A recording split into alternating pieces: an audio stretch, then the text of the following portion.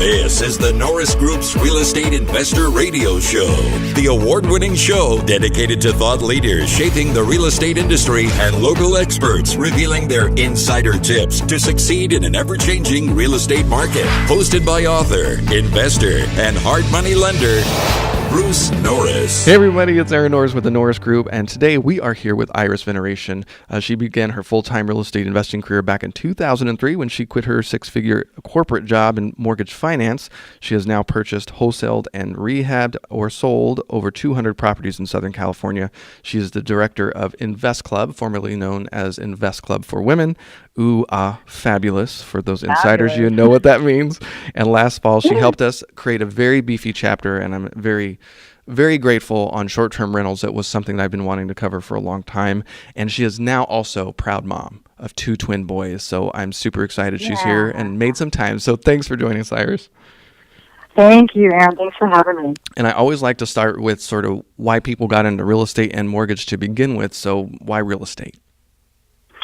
I know, like you mentioned, my background was mortgage finance, and this was when I left that industry. It was a time where they were doing crazy refis and purchases. Anyone with a heartbeat could get them all. And I was working really hard, 16-hour days, and doing a lot of loans for investors. And it finally, the light bulb, what's this other part of this real estate equation that I'm not doing or not seeing? And during that time, one of my colleagues at the office asked if I wanted to do fruit up. I said, what is that? There was this world where there were no TV shows about flips. And this partner, asked me, let's go do this. We found a house while we were working our full-time job. And after that first house, we made a ton of money, and I was hooked. And so shortly after that, I quit my job. I went at it full-time. Sorry about that. When I started looking here in Southern California, I realized that I sold the asset, and that asset obviously was gone. I couldn't create any more income.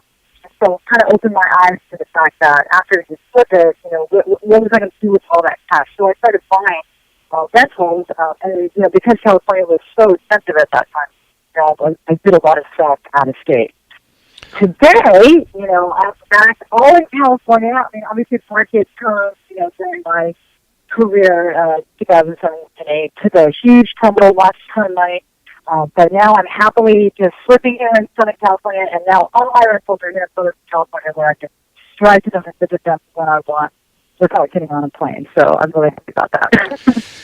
Yeah, I mean, it's definitely changed a lot over the last 10 years as well. So one of the reasons we definitely want to bring you, and Patrick Diamond was the other gentleman we met, was it back in April when we started working on the chapter for vacation rentals? Because, 10 years ago, I mean, Airbnb hasn't been around for very long. And of course, vacation rentals have been around for a really long time, but it's just become very commercially viable.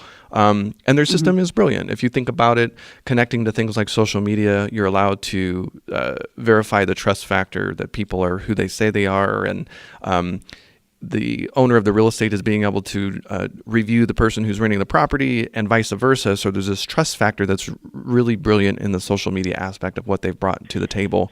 But it's changed, it's professionalized. I am just so fascinated with how many tools are available. I mean, I got AirDNA involved in helping provide the metrics. And even here in California, there's so many different markets and rules and regulations. Every city is handling this differently. And my biggest concern is that as we move forward with the accessory dwelling unit conversation, vacation rentals are going to be more heavily regulated because the cities are upset with the state for over-regulating it. So we're going to cover all that and more, but let's just talk about right now, what's your overall feeling right now in this time in the market when it comes to vacation rentals?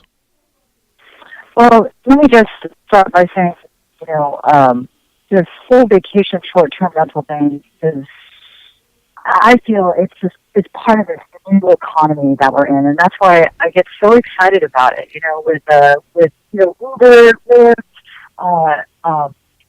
and Instacart, and all these services that are available out there. Airbnb and all the other platforms that exist have just fully turned this industry upside down. And for me, the reason why I love Airbnb is not only because I use it and love it. It's a great alternative, especially when you're going on vacation or out of town, for longer than a couple of days. Who doesn't want to be in a house, right, where you can cook and just relax and not have to be in a hotel going out to eat all the time? I mean, I love using it. So it was one of those platforms that, was very natural for me to turn to. And secondly, I mean, this is I like probably most of the listeners out here, I'm a serial entrepreneur, so I love having all kinds of businesses going on at the same time. So this was like a natural progression to kind of incorporate this into what I already know. So we have turned a lot of our rentals and quote-unquote tried the Airbnb platform, and then experienced so much success very, very quickly. And so I was finding that rentals, well, let me just give a direct example. So one of our condos, the market rent $1,750, $1,850, but through Airbnb and using that platform, the short-term rental platform, I mean, we were, getting twice, maybe some months, 3 times the rent per month. So it's just a great way to increase your cash flow. And it works not just with rentals that you own. I mean, you could also Airbnb other properties, maybe your friend's properties. You can master these properties and do Airbnb. Obviously, you need to have full disclosure there so no one gets in trouble. But to answer your question, where do I see it going? Yes, there is heavy regulation. Some cities, like in Orange, if you call some cities, well, I guess don't quote me on this, but, one week it's okay, or the answer may be, we don't have a decision on it yet, and next week that may change. So my friends and people approach me and ask if they should do this Airbnb thing. I tell them, make sure you can manage and still cash flow the properties without 100% relying on the Airbnb income, because it can change at any given moment. So to kind of round out the story, that condo I was talking about, we actually just had to convert it back to a long-term rental because the HOA finally, I guess, airport called us and said that we were not allowed to do Airbnb. This was after doing it for 3 years there. So we had a very, very successful run on that. And, actually on that note, I also want to mention that we actually transitioned very easily. Your listeners might benefit from this. But, if you do get in trouble with an Airbnb, I switched our listing to the thing called Furnish Finder. And Furnish Finder works directly with travel nurses and doctors. So they look specifically for furnished places, and I found that we could still charge almost the same amount of rent that we were getting from Airbnb, but going through a platform like that. So that's furnishfinder.com. I found it really useful. So you said furnishfinder.com? Yes. And so this platform is specifically for traveling nurses and doctors.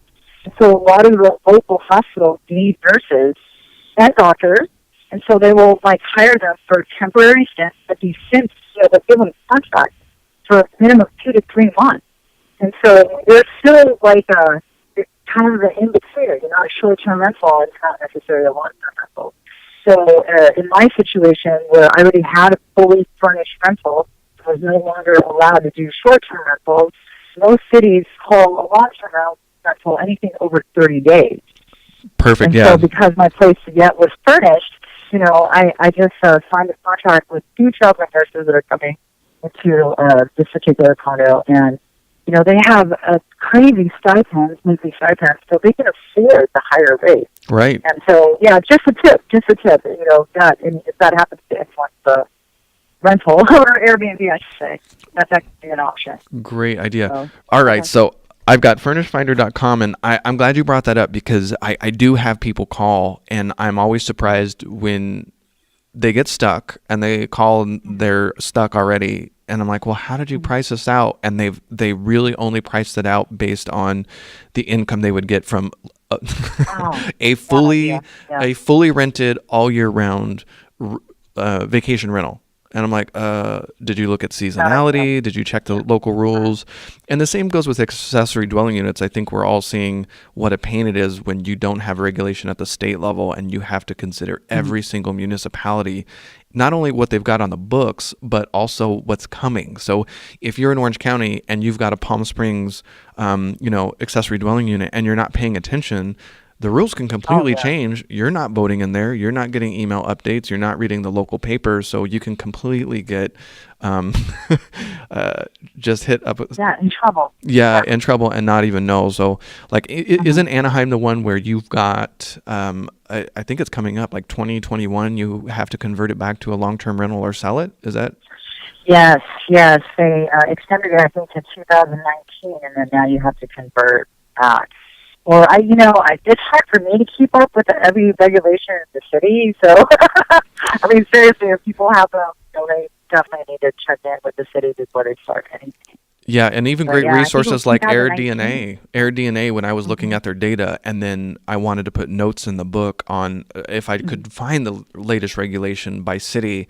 Oftentimes, even AirDNA didn't have the most up-to-date, but how could you follow every single municipality across the United States? It's nuts. Yeah, it's tough, yeah. So co-living, so I love this furnished rental idea for sure, and then co-living is another one that's awesome also for rent control. It's an interesting sort of play against the rent control side to where you hopefully won't run into as many problems when you get into that longer term rental situation. So if you want to hear a really great show on the vacation rental, we've got Shayna Golboff that we did, I think, a couple months ago. But one of the reasons I loved working with you and Patrick is because you guys both also had very different philosophies when it came to vacation rentals, and it cracked me up when I first met with you guys. I was laughing. Number one, the three of us in the same room together is ridiculous. Way too much energy in one room. But you sort of had a very interesting philosophy, was like, it's the beach. That is the feature. That is the benefit. That is the experience. And Patrick is very much, oh no, it's got the local art and it's the culture. And it's interesting. So I think, do you have a specific philosophy across all vacation rentals, or you really tailor it to the market? Well, again, I can speak for, obviously myself and how I handled the Airbnb. For me, it was strictly business. For me, I ran it like a business, and, I tried to, streamline as much of the, responsibilities as I could. I mean, I still handled it myself. And, for me, Patrick was all about getting an experience, and that's great, but I didn't have time for that. So, so the experience they got was, luckily most of my vacation rentals were, close enough to the beach that I could say, this is one of the features, the benefits coming, you have easy access to the beach and shopping and blah, blah, blah. And then, as far as, making it hospitable or welcoming, I think the biggest thing I did was maybe keep a gift basket with some extra water and, snacks. So, we had a lot of travelers that came from out of town or out of the country.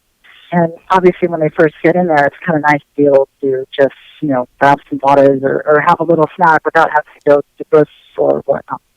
So they could just settle in. Yeah. So that was probably the extent of how how hospitable I was.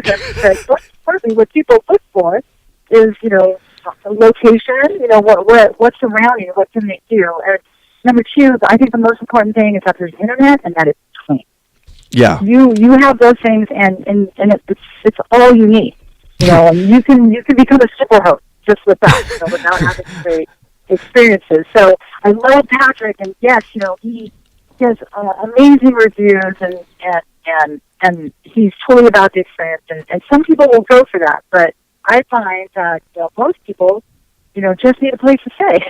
And so long as it's clean and it's in the right area or location, that's all you need. Well, we're never going to be able to cover as much as we did in that 2-hour segment. It was super beefy, and I just really appreciated all the input from the different angles, and that makes me laugh. But cleanliness is definitely important. I just love it. So cleanliness, internet, and snacks is basically my takeaway from... You too could have a successful Airbnb. Well, it's funny because the trend is I don't know if a lot of people who don't aren't in this space really think about it, but Airbnb has also diversified into the experience category. So it's no longer just about the real estate, but I've got... Exactly, and let those people take care of it. That's the experience. This the is host, you don't need to do that. Tiffany Humsfeld, this is a shout out to you, a local Long Beach based investor. She's creating these cute little experiences. I think she's got a mermaid experience. And, sometimes it's just, you want somebody to introduce you around town, or maybe it's you're providing a dinner experience, a local host. So yes, I think it's brilliant. And that's like another platform through Airbnb that you can actually make side income. If you like giving tours, if you like people, it's part of the new economy. It's awesome. Yeah, and I don't think it's going to go away for sure. And it's just definitely an interesting strategy. I just definitely want to warn investors as the accessory dwelling unit conversation continues to unfold. You just have to understand a lot of cities are not only locking down. If you have a rental and you have an ADU, a lot of them are overlaying. One has to be a primary residence. And then you can't also on top of that do short-term rentals. So not only do you have to watch to what's going on and available now, you need to call the planning department to see if your local council members or county supervisors are regulating the space further, because it's coming. It's just crazy. But let's see, what are some of the other biggest mistakes or misconceptions that you hear from real estate investors who think it's great to be in this space? Misconceptions. Well, maybe I should say there's one of the greatest fears that I feel investors that make them concerned about getting into the space is that you think that tenants and your clients will mess up your place or destroy it or disrespect it or whatever. And I think it's a fair fear to have. And this is why I love using the Airbnb platform in particular, because they do have great, insurance in place, liability insurance to protect the homeowner as well as the unit or your home. And so, and then, like you mentioned earlier, because it's so driven by social media and that social interaction, a lot of it is you can see the travelers that are reviewed. You can see the hosts that are reviewed. So part of that, that social policing is, really, people won't do stuff because if you give them a bad review, then it's going to be hard for them to rent again.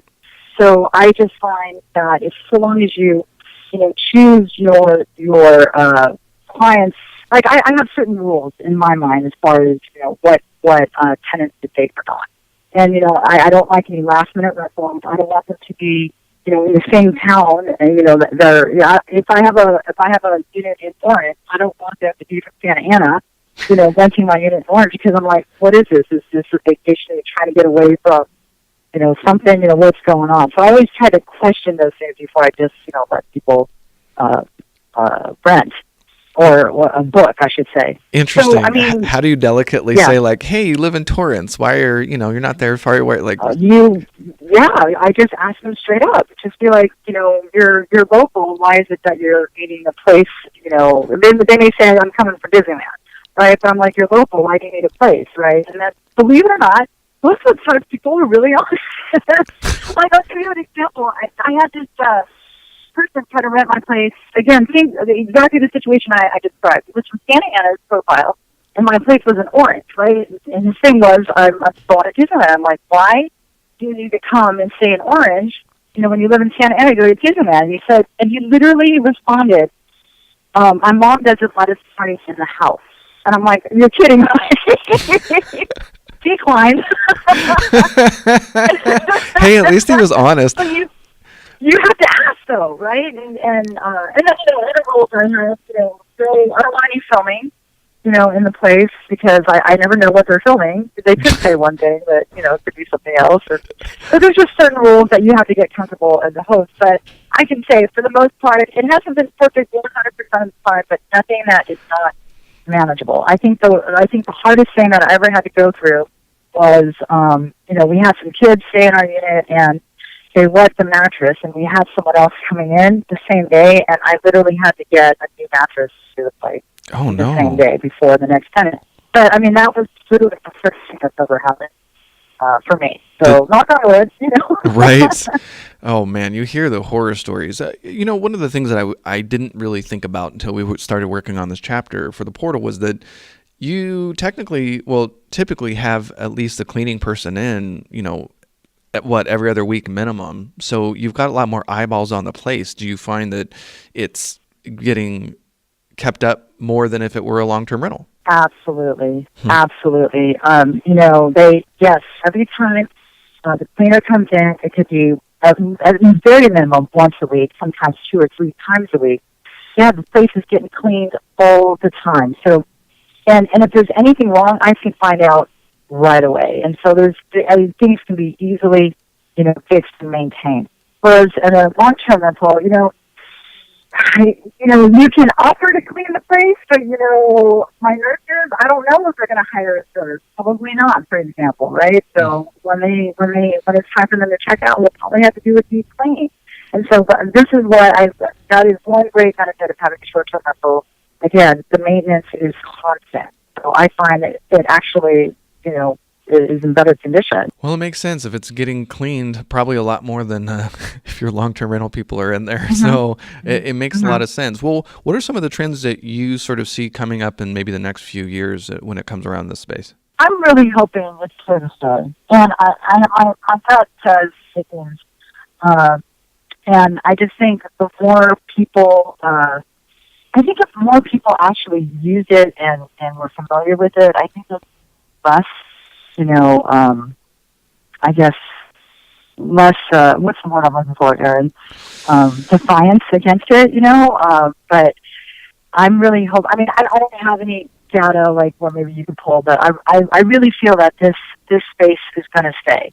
And so I think there'll be opportunities, for people in their own homes if they're okay with renting, let's say, a room, opportunities for, even let's say maybe senior citizens that may have extra, maybe have empty nest syndrome, they can make extra income. I think there's so much possibility and potential in this arena that, I just think it's good overall for this space, So I think with smart home technology too, and because this is becoming such a popular category, in the next couple of years, I expect to see even more technology sort of geared towards this. So we've already got smart locks, and we've covered on the radio before there are decibel monitors. So if people are getting wild and partying, you as the host get a notification like, hey, you need to calm this down before the neighbors turn you in, kind of thing. I'm fascinated. Well, I do have a comment about that. There was a case where I had a friend that was working for a company that managed vacation rentals, and this company made sure that all the units had decibel monitors. And she told me she got called out for this one unit. It was actually in Anaheim, and the decibel monitor was going off, and this was during the day. And so she had to go there, and she looked around. Everything looked normal. There was no excessive cars or whatnot. And so she opened the door to see what was happening. Didn't really hear any noise. And then it hit her.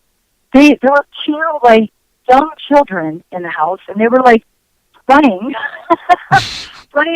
up and down the living room, and just being kids, and it was keeping off the decibel monitor. So I'm saying, I like this concept of it, but the technology can also be fallible, I guess is the word I'm looking for. But one of the things that I would like to make, or something that's been really, really helpful for me, is just inserting exterior camera on the door when they first come in, or even just a ring, so that way you see how many people are coming into the unit. And to me, that is, I think, a better judgment. The camera. Okay. Yeah, I can. Yeah. The only thing that I'm even just as a landlord, I'm being cautious with smart home tech is cameras inside. I'm completely avoiding. No, thank you. I don't want no inside. Yeah, just outside. Yeah, just disclosing specific and making sure you disclose. And rental contracts are good and California specific. I definitely like leaning on a lot of these technology providers, the platforms, because I feel like they're more up on top of it than we would be. So instead of trying to do yourself, there probably is a little bit of a relief knowing that the professional platforms are thinking about this and probably seeing a lot more lawsuits than you Will? Well, I knew this was going to happen. We ran out of time. We are going to try to do a show with Patrick covering a very different angle of this. But thank you for participating and helping us develop this chapter in a cool tool. And we'll always come back to this, and I'll reach back every year or so, and we'll chat more about this. Aaron, thank you so much for your time. And thank you for allowing me to be here. It was a pleasure. For more information on hard money loans and upcoming events with the Norris Group, check out thenorrisgroup.com. For information on passive investing with trust deeds, visit tngtrustdeeds.com.